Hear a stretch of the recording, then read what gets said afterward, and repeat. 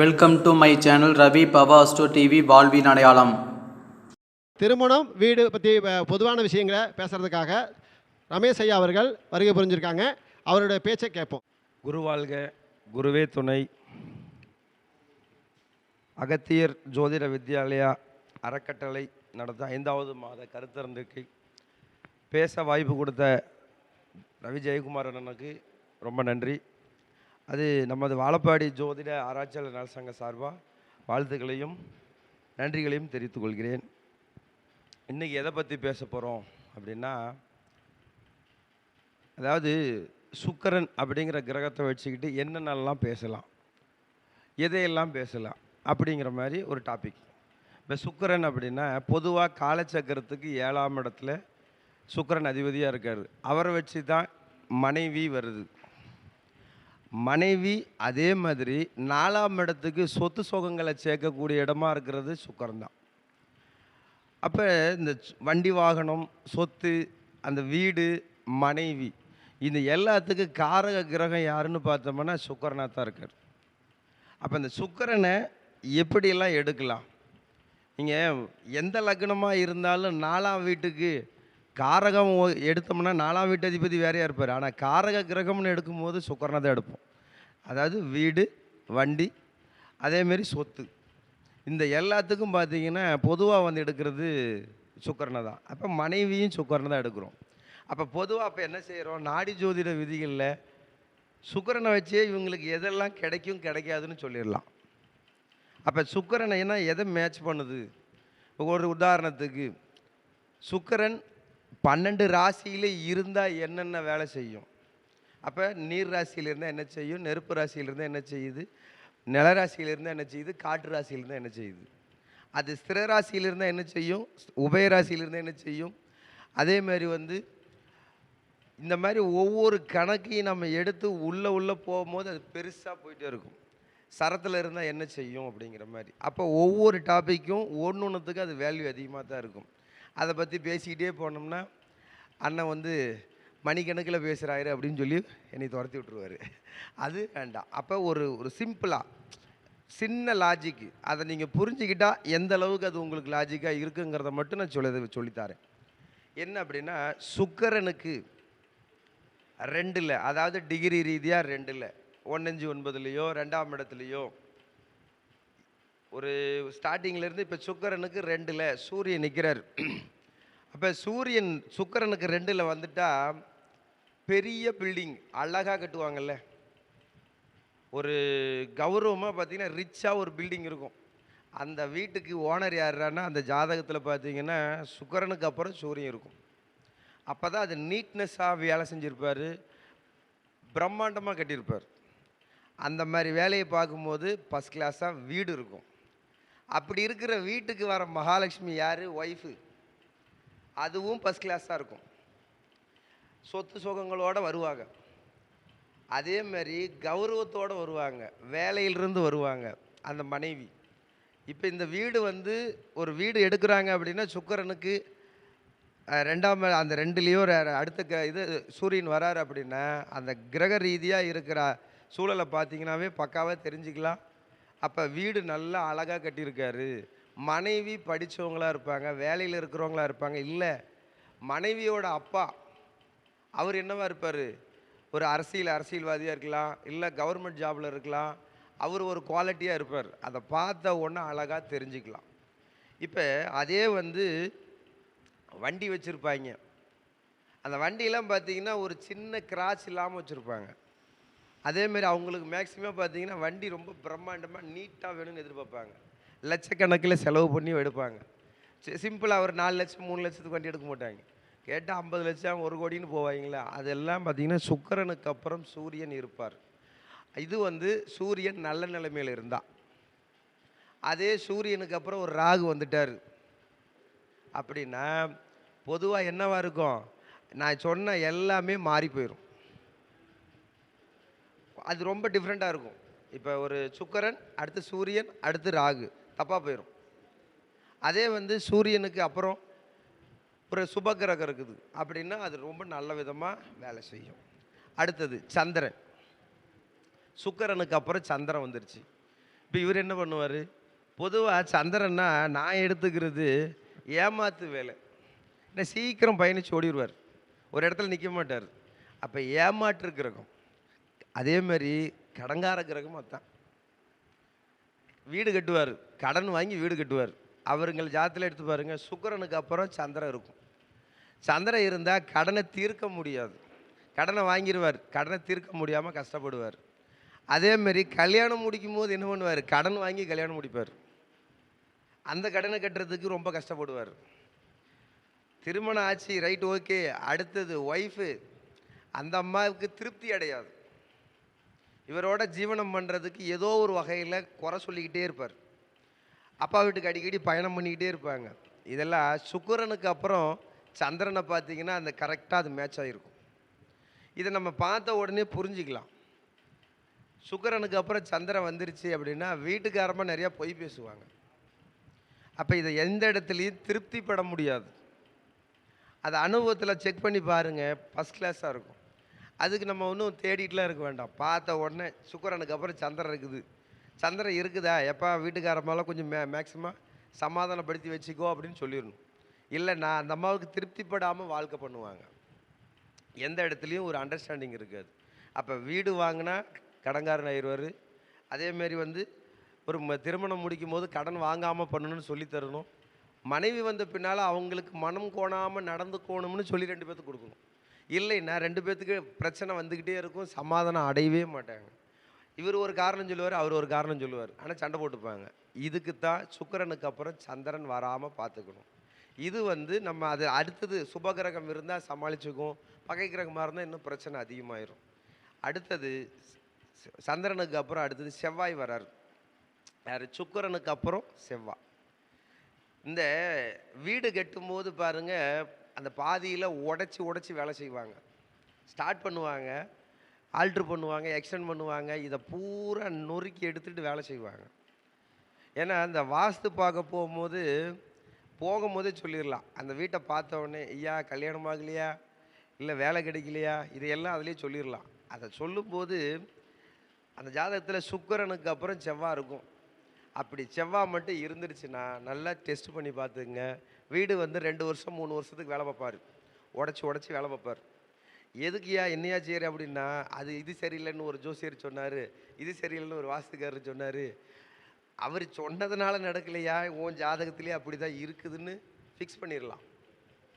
அப்போ அந்த வீட்டில் இருக்கிற தொந்தரவுகளை சுக்கிரன் தான் வீடு. அப்போ செவ்வாய் வந்துருச்சா இருக்கும், இந்த பிரச்சனை இருக்கும். அதேமாரி சண்டை நடந்துக்கிட்டே இருக்கும் அந்த வீட்டில். அப்பா அம்மா, இந்த பசங்க, இன்னும் மாமியார், இந்த மாதிரி எத்தனை பேர் இருந்தாலும் ஏதாவது ஒரு வகையில் சண்டை நடந்துக்கிட்டே இருக்கும். எதுக்கு பேசிக்கிறாங்கன்னே புரியாது. ஆனால் பார்த்தீங்கன்னா அங்கே ஒரு விஷயம் நடந்துக்கிட்டே இருக்கும். இது வீட்டோட தன்மையில் இருக்கும். அதேமாரி சுக்கிரன் ஒய்ஃபை பார்த்தீங்கன்னா அந்த அம்மா நல்ல கோபக்கார பொண்ணாக இருக்கும். இவர் அடங்கித்தான் போகணுங்கிற மாதிரி சூழல் உருவாகிரும். யார்? கணவராக இருக்கிறாரு, அந்த பொண்ணுக்கு மேரேஜ் பண்ணிட்டாரு, அந்த பொண்ணுகிட்ட எம்மா எதையும் பேசாதீங்கன்னு சொல்லிடுவேன். ரொம்ப சைலண்ட்டு, அந்த பொண்ணோட போய் அந்த பொண்ணு சொல்கிறபடி கேட்டு வாழ்ந்துக்கோ அப்படின்ட்டுருவேன். அப்போ தான் அது கரெக்டாக மேட்ச் ஆகுது. அந்த பொண்ணோட வார்த்தை ரொம்ப கடுசாக இருக்கும், கேட்கவே முடியாது. இதெல்லாம் கேட்டுட்டு நான் இருக்கணுமா அப்படின்லாம் ஒரு ஜாதகர் கேட்டார். அந்த என் ஒய்ஃபு அவ்வளோ பேசுகிறாங்க அப்படிங்கிற மாதிரிலாம் பேசுவாங்க. அப்போ அந்த வீட்டோட மனைவி அந்த மாதிரி தான் வரும். சுக்கிரன் செவ்வாய் சேர்ந்து இருக்கிறவங்க வண்டி வாகனங்களை வாங்கிறதுல கேர்ஃபுல்லாக இருக்கணும். செகண்ட் ஹேண்டு எந்த காரணம் கொண்டும் வாங்கக்கூடாது. செகண்ட் ஹேண்டு வாங்குறாங்களா, வாங்கினவங்க அனுபவத்தில் பாருங்கள், அதை அடித்து உடச்சி ஒழுங்குனா விட மாட்டாங்க, ஏதோ ஒரு வகையில் நடக்கும். அதுவும் பட்டி டிங்கரிங் கண்டிப்பாக பார்ப்பாங்க. அந்த வேலையை நடத்திட்டு இருக்கும்போதெல்லாம் பார்க்கும்போது, ஏப்பா இந்த வண்டி எடுக்கும்போது திரும்பவும் உடஞ்சிதா, கொண்டு போய் நீயாவே குத்துனியா, மரத்தில் சொருகுனியா அப்படின்னு கேட்டு பாருங்க. கல்லில் நானாகவே கொண்டு போய் விட்டுட்டேன், பாறையில் நானாகவே போய் உரசிட்டேன், வேலிக்கல் போட்டிருந்தாங்க அதில் போய் உரசிட்டேன், அதெல்லாம் அவரே சொல்லுவார். அப்போ இந்த சுக்கிரன் செவ்வாய் இருந்ததுன்னா இந்த அளவுக்கு வேலை நடக்கும். சுக்கிரனுக்கு அப்புறம் புதன் வரும் அடுத்ததா. இந்த சுக்கிரனுக்கு அப்புறம் புதன் வருதா, சூப்பர். எதில் சூப்பர்? லவ் பண்ணி கல்யாணம் முடிக்கிறதுல இவர் அதிகமாக இருப்பார். அந்த ஒரு ப்ளஸ்ஸை தவிர மீதி இருக்கிறது பூரா சங்கடமாக தான் இருக்கும். என்ன பண்ணுவாங்க, வீடு கட்டுவாங்க. பொதுதான் வீட்டுக்கு அந்த சொத்தை வச்சு அடமானம் வச்சு லோன் போட்டு வீடு வாங்குவாங்க. 10 வருஷம் 20 வருஷம்னு சொல்லி அந்த வீட்டுக்கு வந்து கடங்காரராகவே இருப்பார். கொஞ்சம் கொஞ்சமாக கட்டுறையா, ஒரு 10 லட்சம் வாங்கினா 20 லட்சம் கட்டிட்டு இன்னும் கடன் தீரலேம்பாங்க. இந்த மாதிரி இந்த புதன் சுக்கிரனுக்கு அப்புறம் புதன் வந்துருச்சா, எந்த காரணம் கொண்டும் சொல்லிடுறேன், கடன் வாங்கி மட்டும் வீடு கட்டக்கூடாது. அதுலேயும் ஸ்பெஷல் லோன் போட்டு கட்டவே கூடாது. கட்டுன திரும்ப அதே ரூலில் தான் நின்றுட்டு நிற்கும். ஏன்னா அங்கே எந்த இடத்துலையும் அதை மெயின்டைன் பண்ணவே முடியாது. ஒன்று, இந்த சுக்கிரனுக்கு அப்புறம் புதன் இருக்கா, படிக்காத பொண்ணை கல்யாணம் முடிச்சிட்டானா படாத பாடுபடுவான். இவரை விட கூட அந்த பொண்ணு படிச்சிருக்கணும். அப்போ தான் ரெண்டும் ஃபேமிலி பண்ண முடியும். அப்போ தான் அந்த மைண்ட் செட் சரியாக வரும், குடும்ப ஒத்துழைப்பு சரியாக நடக்கும். இல்லைன்னா அங்கே பார்த்தீங்கன்னா பெரிய சிக்கல் ஆகி போயிடும். சிலர் வந்து படிக்காத பொண்ணை கல்யாணம் முடிச்சுக்கிட்டா அப்படின்னா, இவர் வந்து என் ஒய்ஃபு படித்தவளாக இருக்கணும்னு எதிர்பார்ப்பார். ஒரு ஆண் ஜாதகத்தில் சுக்கிரனுக்கு அப்புறம் புதன் இருக்குது, என் ஒய்ஃபு படித்தவளாக ரிச்சாக தெரியணும்னு நம்பார். ஆனால் அந்த பொண்ணு அதுக்கு வேலையும் செய்யாது. அப்போ அந்த பொண்ணு முழுக்க முழுக்க இவரை விட கூட படிச்சிருக்கணும், கூட இருந்தால் அறிவு இருந்தால் மட்டும்தான் நல்ல ஒரு ஜீவன நிலையை அடைய முடியும். அப்படிங்கிறதுனால அதையும் ஒரு வார்த்தைக்கு சொல்லிடுறோம். அடுத்தது இந்த புதனோட வண்டி அதே மாதிரி தான். எந்த வாகனம் வாங்கினாலும் லோன் போட்டு கண்டிப்பாக வாங்கக்கூடாது. வாங்கினா அது அதே பாருங்கள் ஃபைன் போட்டு கட்டிகிட்டே இருப்பாங்க. நண்பர் ஒருத்தர் 2 வீலர் புதுசாக வாங்கினார். எத்தனை முறை ஃபைன் கட்டினீங்கன்னு, நான் ஒவ்வொரு மாதமும் ஃபைன் கட்டுறேங்கிறார். பைசா அன்னைக்கு மட்டும் என் அக்கௌண்ட்டில் குறைஞ்சிருது, எப்படி போகுதுன்னே தெரியல. வெறும் 6000 ரூபாய் கட்டணும், அன்னைக்கு மட்டும் என் பைசா குறைஞ்சி போயிடுது. அவர் சொல்கிறாரு, கரெக்டாக எனக்கு அந்த பேங்க்கில் வந்துட்டு நான் பணம் போட்டு வச்சுட்டேன் 6000 ரூபா. ஆனால் அந்த பேங்க்கில் மெசேஜுக்காக ஒரு அமௌண்ட் எடுப்பாங்க, அதை எடுத்துட்டாரு, என் பேலன்ஸ் குறைஞ்சி போச்சு, அதனால் ஃபைன் கட்டினேங்கிறார். அப்போ இந்த சுக்கிரனோட புதன் இருக்கிறவங்கெல்லாம் வண்டி வாங்குறப்ப இந்த இது பண்ணுறப்பெல்லாம் கொஞ்சம் கேர்ஃபுல்லாக பார்த்து வச்சுக்கணும். அதுக்கப்புறமா பார்த்தீங்கன்னா சுக்கிரனுக்கு அப்புறம் குரு வருவார். சூப்பர். சுக்கிரனுக்கு அப்புறம் குரு வரவங்களை பாருங்கள், மேரேஜ் அழகாக பண்ணுவாங்க, வண்டி வாகனங்கள் நல்லா கிடைக்கும். ஒரு சில இடத்துல பெருசாக வாங்கி சிக்கலில் மாட்டிக்குவாங்க. ஏன்னா இந்த குரு சுக்கிரனுக்கு ஒரு அட்ஜஸ்ட்மெண்ட் இருக்குது. எந்த அளவுக்கு பெருசாக போகிறாங்களோ அந்த அளவுக்கு பாதிப்பையும் தரும். அதையும் அந்த அனுபவத்தில் தான் செக் பண்ணி பார்த்துருக்கேன். ஒரு 50 லட்ச ரூபா போட்டு ஒருத்தர் கார் வாங்குறாரு, சுக்கிரனுக்கு அப்புறம் குரு இருக்கிறாரு, 50 லட்ச ரூபா போட்டு கார் வாங்குறாருன்னா அதை ஏதோ ஒரு வகையில் பிரச்சனைக்கு ஆளாக்கிடுவார். இதே ரொம்ப சிம்பிளாக வாங்கிட்டு அதை ஒரு அழகாக பயணிச்சுட்டு இருக்கிறாருன்னா 100% நல்லாயிருக்கும். சுக்கிரனுக்கு அப்புறம் அந்த குரு இருக்கிறவங்களாம் வீடு கட்டுறதை பார்த்தீங்கன்னா அழகாக இருக்கும், பெருசாக இருக்கும், பிரம்மாண்டமாக இருக்கும். கம்மி பட்ஜெட்டில் செஞ்சிருவாங்கன்னு நம்ம நினச்சிட்டு இருப்போம். அந்த வீடு சின்னதாக தெரிஞ்சாலும் பட்ஜெட் எகிரி போயிடும். ஒரு 10 சதுர வீட்டுக்கு 2 கோடி ரூபா செலவு பண்ண நல்லா இருக்கார். அந்த அளவுக்கு அழகாக நீட்னஸாக கொண்டு வந்துடுவாங்க. அதே மாதிரி இந்த சுக்கிரனுக்கு அப்புறம் குரு வருதா, அந்த வீட்டுக்காரம்மா அதிகபட்சமாக நான் பார்த்தது வரைக்கும் டீச்சராக இருக்கிறாங்க. அதுக்கப்புறமா பார்த்தீங்கன்னா பேங்கில் வேலை பார்க்குறாங்க. இந்த குருவோட காம்பினேஷன். அதுக்கப்புறமா ஒரு இதில் வந்தார், இந்த 2 கணக்கையும் நம்ம சரியாக மேட்ச் பண்ணி எடுத்துகிட்டு போயிட்டா டீச்சராக அதை எடுத்தோடனே கேட்கலாம். சுக்கிரனுக்கு அப்புறம் குரு இருக்க டீச்சராக இருக்கிறாங்களா, இருக்கிறாங்க. அல்லது காலேஜில் ப்ரொஃபஸர் லெக்சரர் அவங்களாம் அதில் இருக்காங்க, அது ஃபஸ்ட் கிளாஸாக இருக்குது. அந்த சுக்கிரனுக்கு அப்புறம் குருவுக்கு அப்புறம் கேதுலாம் வந்துருச்சுன்னா அப்படி எழுதியே கொடுக்கலாம், ப்ரொஃபஸராக இருப்பாங்க. அந்த அளவுக்கான தன்மை அதில் கரெக்டாக இருக்கும். அந்த உருவாக்கத்தை உருவாக்கிக்கணும். ஒருத்தருக்கு இதேமாரி இருந்தது, வீட்டுக்காரமாக படிக்கலை, அதாவது வந்து ஒரு 12th தான் முடித்தாங்க, அதுக்கப்புறம் ஃப்ரீயாக தான் இருக்கிறாங்க அப்படின்னாரு. அவங்கள அனுப்பியா காலேஜுக்கு, நான் கேரண்டியாக சொல்கிறேன் அந்த அம்மாளுக்கு டீச்சர் வேலை கிடச்சிரும் அப்படின்னு. போனோம், இந்த ஒரு 4 வருஷம் அப்படியே கண்டினியூ பண்ணாங்க, 5ஆவது வருஷம் வேலை கிடச்சிருச்சு. எப்படியா கரெக்டாக இருக்குது அப்படிங்கிற மாதிரி சொன்னார். ரொம்ப அது கரெக்டாக மேட்ச் ஆகும், இந்த கிரகம் பொய் சொல்லாது அப்படின்னு சொல்லி அதை உருவாக்கி கொடுத்தது. அந்த அளவுக்கு அந்த செயல்பாடு நல்லாயிருக்கும். அடுத்தது சுக்கிரனுக்கு அப்புறம் சனி வரார். இருக்கிறதுலே ஃபஸ்ட்டு குவாலிட்டி அதான், இருக்கிறதுலே ஃபஸ்ட்டு குவாலிட்டி அதான்.